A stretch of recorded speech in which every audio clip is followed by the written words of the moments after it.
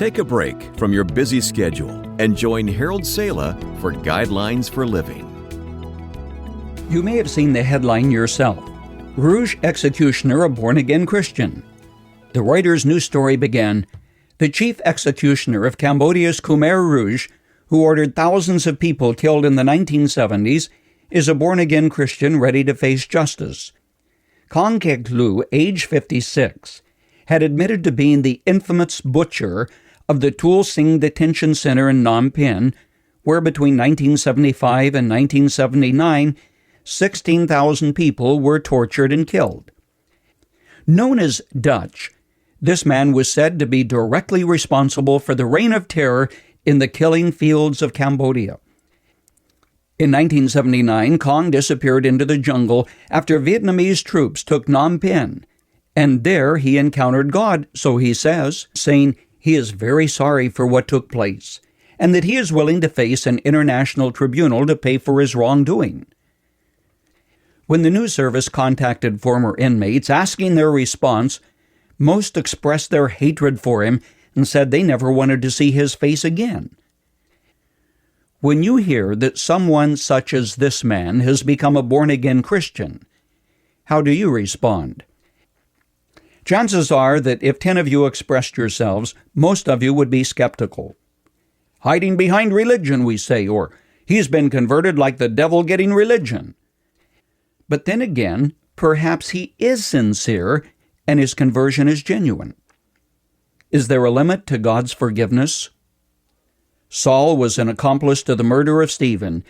David had the blood of Bathsheba's husband on his hands. Scores of men and women whose past lives are checkered and dark have repented of their sins and have sought and found God's forgiveness.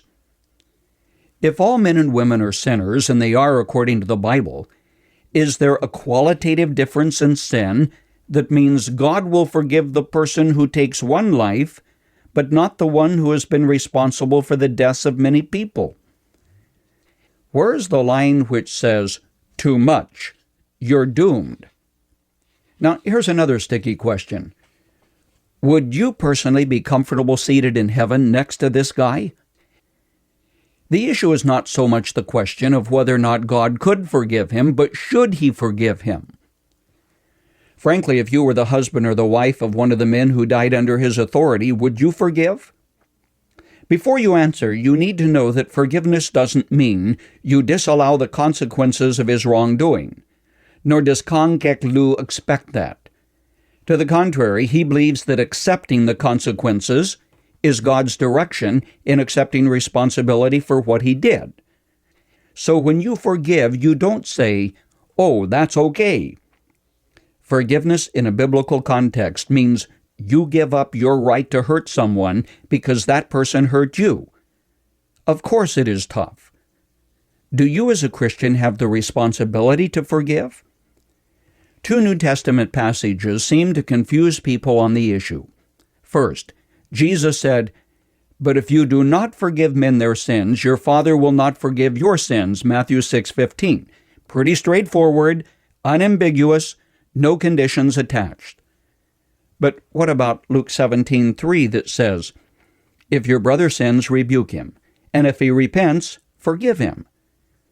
Frankly, forgiving those who have hurt you is one of the most difficult things you will ever do. Forgiveness is a choice, a decision, not an emotion. It is an act of your will which you must extend to the one who has wronged you, or a decision to hold on to your bitterness.